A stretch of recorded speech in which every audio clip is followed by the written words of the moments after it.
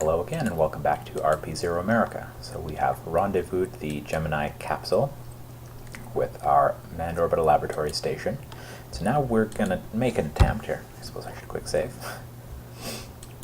Alright, so I'm controlling from here now because this is the docking port we'll be using and we're targeting the front end there. So I generally do these, there's no reason I'm supposed to have that up right now.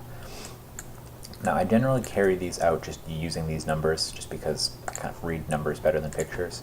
But I'll keep both of them up because obviously, you know, different people will see this, see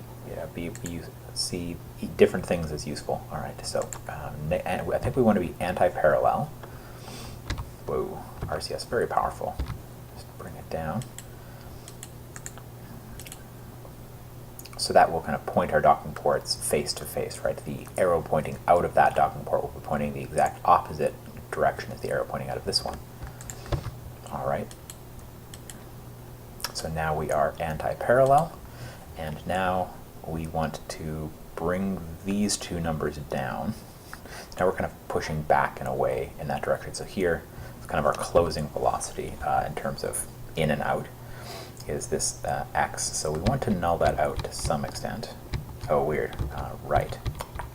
That is the disadvantage. Again, I need for this craft to have RCS pointing the other way. So I'm going to need to rotate around, unfortunately. But yeah, see, just anti-parallel brought that orange target. So the orange target tells you how are your docking ports aligned.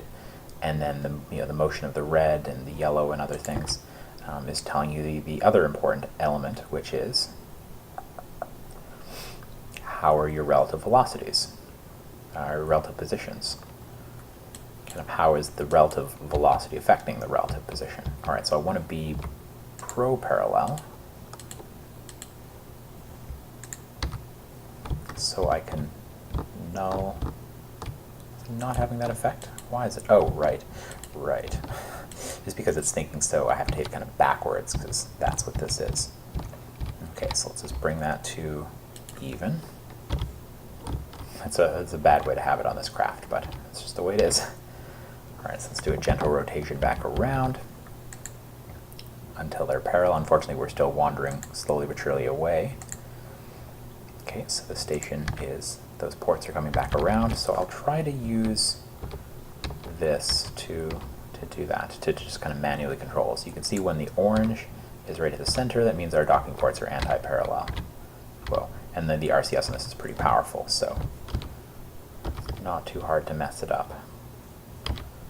Okay, so now I want to use the translation controls. So L and J, so J, make this negative, so now we're going to be closing in the x-axis, and same with Y, so let's go K, get negative, and there we go. And so we are still wandering away from it a bit in the x-axis, so I might switch to the other craft to kind of cover that so I don't have to keep flipping this around.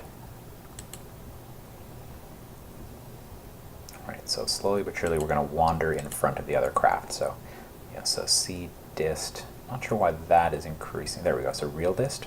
Not sure what C dist is offhand. So this is decreasing, so that's good. And it'll be a bit of time. Yeah, it'll be a bit of time indeed. So I'll let a few minutes pass because ultimately it would be ideal to do this docking in the light.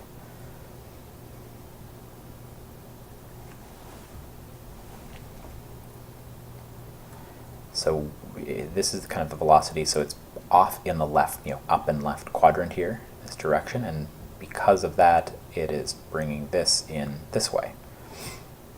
And so obviously just from the shape of this, we're going to solve one problem before we solve the other. Looks like we're bringing Y down much faster than X. And look, we're still fairly well, anti-aligned, which is good, which is kind of what allows us to just easily use the translation tools. So we know the docking ports are pointed nicely at each other. All right, so I'm going to want to cancel out IK. There we go. Induced a little bit of rotation. So I think it's kind of correcting rotation, like the kind of the orientation of this craft was correcting the RCS, and that's why that number wasn't moving kind of as simply or logically as you'd expect. So we're still bringing down the x. Let's bring that down a little faster, and we're still wandering away.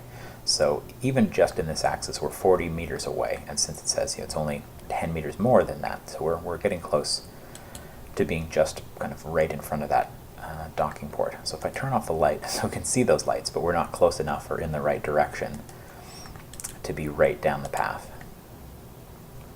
Okay, so that is being brought pretty close to nothing, so let's just back that off a little bit more. And let's do a bit more time warp to bring that into a line. Oh, and so now we've wandered a bit more. See, that's ultimately you're just going to have these little fidgets back and forth around that ideal position. It's because your RCS is just a little sensitive, and you're spending a lot of time. Oh, we can see city lights underneath us. All right, so we're nearly right in front of the docking port, and we're still wandering slowly away from it. And then once we're right in front of it, I'm going to start closing distances. I'm going to switch to the other craft and have it start, have that craft start wandering a little bit towards us. And then while that distance closes, slowly we'll be managing these to keep them as close to 0 as we can.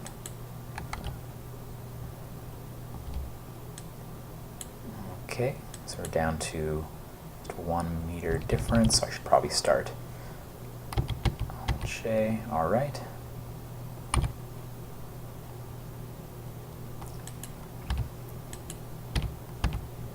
And that whole thing can be done through that graphical tool as well. It's just, I don't find it as intuitive. I've gotten used to the numbers. Okay, so let's just null these out for now. So we're still wandering away from the station. If we turn off ambient light, is it lighting us up? Yes. So that is the light coming from, so we are right down the path there. All right. All right, so let's switch to the other craft and pulse the RCS to start closing this distance. So let's say 0.05, was that 50 millimeters per second, just blazing in, and you can see it's well lit. So even if we turn off ambient light, we can't see this craft in and of itself, but we can see that bearing down on us. So where will it be?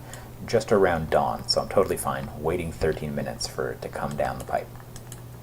So even though we have this fairly slow closing speed, I'm totally fine with that. We're just gonna, every time this wanders, say, more than a meter out of whack, we'll come out of time warp. So let's just have it try to go back in the right direction, level those out. LJ, and so see, this is changing just because we're rotating a little bit. We're rotating a bit off of being right down the axis. So I need to make that adjustment. I should probably, again, set the RCS to the mild mode here. Okay, so now we are down that pipe. How are these doing? Not too bad. Maybe I'll wait until it's 2 meters or something. Maybe I'll just wait, just kind of do it relative to our distance. Because right now, when we're 50 whole meters away, these numbers aren't too bad at all. And they are going to drift kind of systematically because these numbers are going to gradually shift, because we are still in different orbits. Even though we're 50 meters away, we're not moving very fast relative to each other. Oh, and now we're moving away from each other again. So I need to make an adjustment from the other side again, just to start closing that distance. Let's close it a little faster this time. Let's say 100 millimeters per second. And where's that going to put it? Yeah, right around dawn, so I'm totally happy with that. Okay, anything else I want to correct from this side? Oh, looks good. So, all right. And we've wandered a little bit off in those two axes, so L and J, and that's just because the phasing of our orbits did cause these numbers to actually crop up, to happen. Nothing else caused these other than the fact that our orbits are different. So it doesn't take very much, even if two craft are very close to each other at all, if they're not actually docked or coupled, they will wander away from each other like that. All right, I may as well turn on SAS just to keep it pointed in the right direction. So I've set these to very fine adjustments so that they will, over time, creep in the right direction. All right, so K, I, there we go. Looks all right. So we are closing distance still.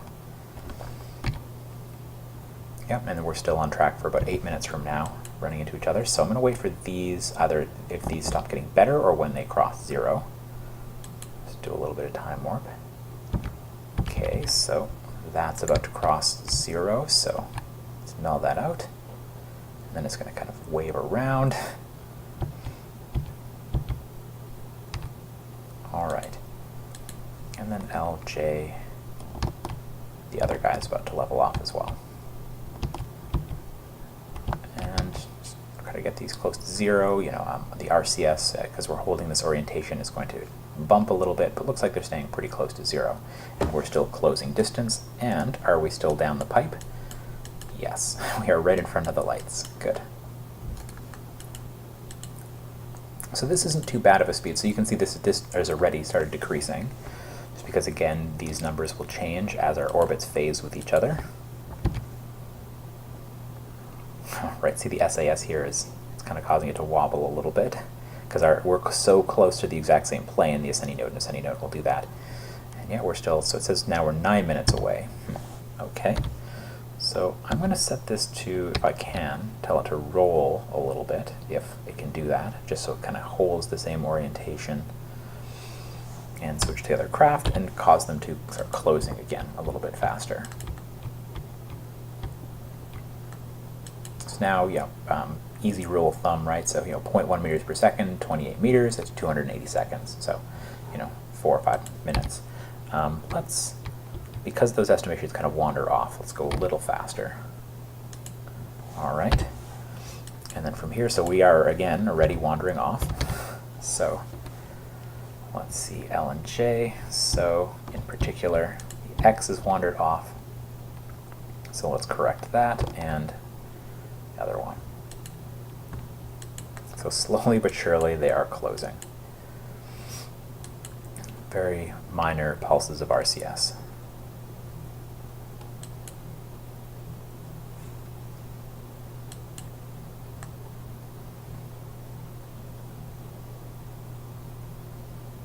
Okay, LJ. Okay, level out. So let's see, vessel. Where do I have it in here? I just want the full vessel mass. Where are you? Is it the bottom? Very bottom? Yeah. So this is a pretty small craft, right? It's just kind of a standard, advanced Gemini. It's a Gemini with fuel cells and such. Oh, I need to pull back. And the station itself is a bit heavier, so 3.6 tons, and that giant Titan 3C is able to launch almost a 15-ton station to orbit.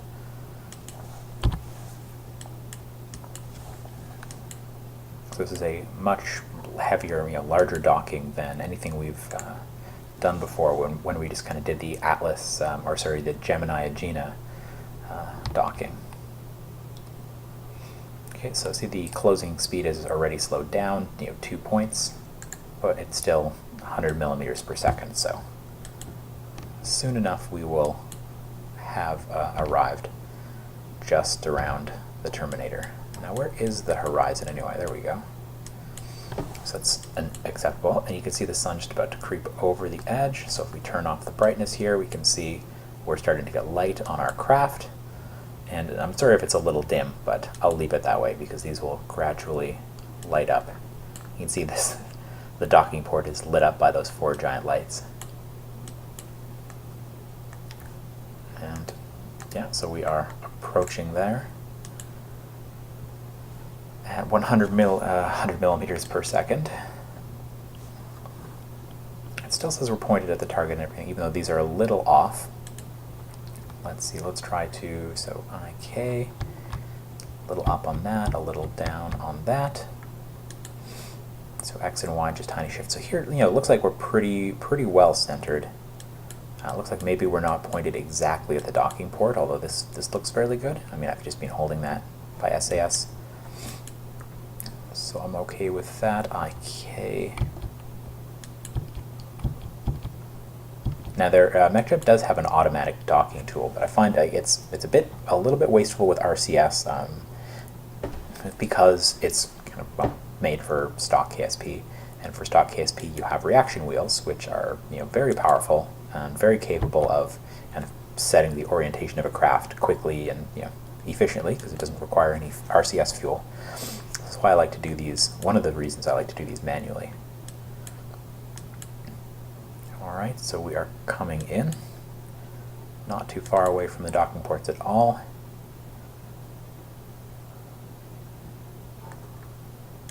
Everything looks fairly good. LJ, so we are wandering off a little bit in one axis, and the sun is up. Alright, I will light them up a bit so we can see more clearly when they dock. LJ, okay, level that off again. So that's pretty close.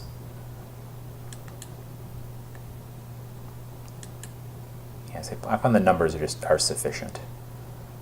I like it. Turn off RCS, turn off SAS, and those docking ports wander right into each other, and we have a successful docking. Alright, so now we have this nice 20-ton total vehicle, and I can turn off the docking lights. Alright, so now we want to ensure everything is on, so we've got, we are producing positive power, and this thing has big batteries.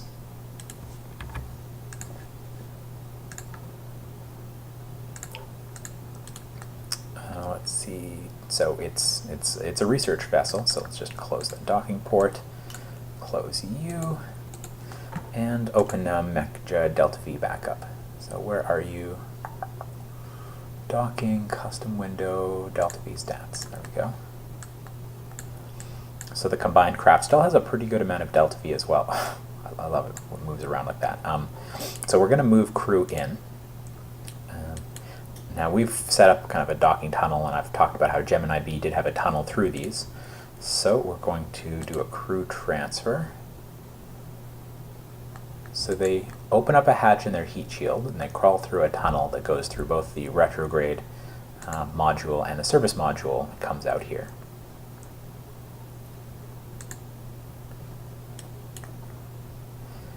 That was intended to be launched kind of as a single vessel like this, fairly similar to this. That was the original, one of the original Gemini manned orbital laboratory plans, but there were contingencies for launching them separately like this, and I prefer that just because I didn't want to man rate a Titan C 3C, because I'm not going to use it for too many different things.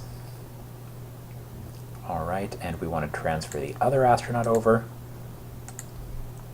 And so now we're going to have two astronauts in the lab module, and so that may change the power consumption story. Not sure why it yells about that.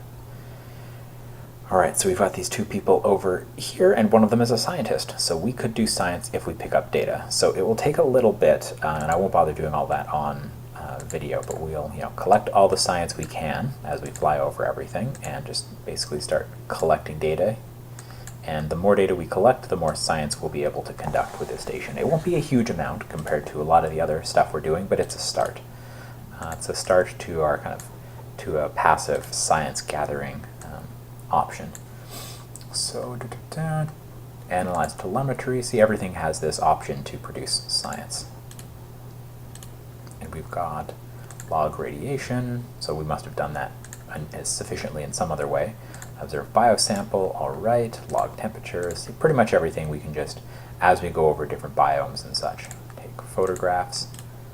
And there's a camera in this craft as well. Let's see. Oh, let's start the CO2 scrubber now. We've got people over there, photographs. And so we'll probably be able to collect 150, 200 science, and as we pass over different biomes and such. Because where are we now? These are islands. Where are we? See, the clouds, I find, do make it a little harder to tell. This is a pretty big plane, so place your bets, place your guesses. Where the heck are we? We're not at too high of an orbit either. Film return, we already have the science from that. So where are we? We are coming in over Africa. Well, that makes sense. Oh, okay, and over here, so, oh, I gotcha. So that is the Mediterranean. That's the, call this, is that the Strait of Gibraltar, just a bit under the clouds there? Very nice, very nice. And that's, you know, Spain, Portugal. Spain, comma, Portugal. All right, so I think we've got pretty much all the science we can from these couple biomes. So another thing I want to make sure you see we're doing, so we will probably be making this 30-day. We have plenty of life support supplies. They're going to be up here for more than a month, which, and from my perspective, is a little torturous. They're floating in 0G, so they're going to set a new record for crew duration in space, and they're going to have to do it in 0G. So we're going to start exploring with this mission the impact, the positive or negative health impacts of a 0G environment on our astronauts, more than just the piddly 2 weeks that we've done already with previous Gemini missions. So I also want to achieve this mission. So we need to adjust our orbit in order to bring our apoapsis up. So it's kind of a weird one. It may not be easy to read this mission if you're not familiar with kind of contract configurator stuff. So first we need to achieve this orbital subsection, and that means we'll need to have an apo in this range. Perry is already above. That's fine. We're in space. Once we've done that, we need to stay in the orbit for 3 days, and then we need to adjust our orbit another time to bring the apo even higher. This is kind of a simulation of one of the Gemini missions where they docked with the Agena, I think, where they adjusted their orbit to kind of an elliptical, fairly high orbit, and then did another adjustment so they were really high, and then stay there for a bit. And then at some point, they have to survive and return home. And so hopefully that doesn't get messed up by the fact that we will be docking and undocking, moving people around and such. So that'll be our next step. I'll leave this open. Let's see how it goes. It might be a little annoying, but we have plenty of life support supplies. The only concern may be power, because once we're actually running the station, we'll be consuming more power than we're producing. So we might have to run that intermittently. So I'm just going to warp until we get over here towards our periapsis, because we want at least one of our orbital components to be a bit lower. And that is so that the Gemini doesn't have too much trouble getting home, because it will ultimately have to kind of deorbit on its own. Okay, so we are approaching, oh, it looks like it's telling us, look, more science. We are over grasslands, all right. So do the science, crew report. Oh, we do get science from that, good.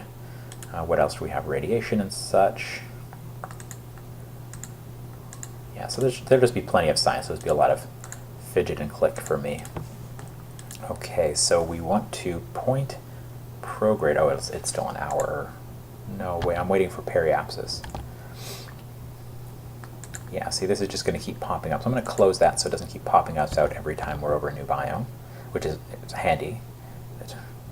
We have that option. All right, so once we're down at periapsis, we're going to do a burn, point us in the prograde to raise us to a higher orbit. So we still have a few ignitions in here, and we still have a pretty good amount of delta V, half as much as it would take to throw this whole thing at the, for like a lunar flyby. Okay, so we are now pointed. The engines are ullaged. It looks like they're happy, and I'll manually turn them on. Active. Oh, I may as well leave. Oh, right, activated. No. All right, so SAS. I'm going to aim for the high point and try to get up to just below 875, because we're going to have to do another maneuver to get even higher afterwards. So there's no harm in being towards the higher end of that range, 800 to 875. All right, so we've entered that range, 800 to 875. 800. All right, that's good enough for me. So now we are in an elliptical orbit, pretty high by human standards so far.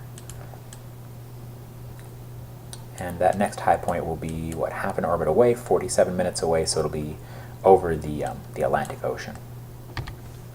All right, I think that's sufficient. We have achieved our docking.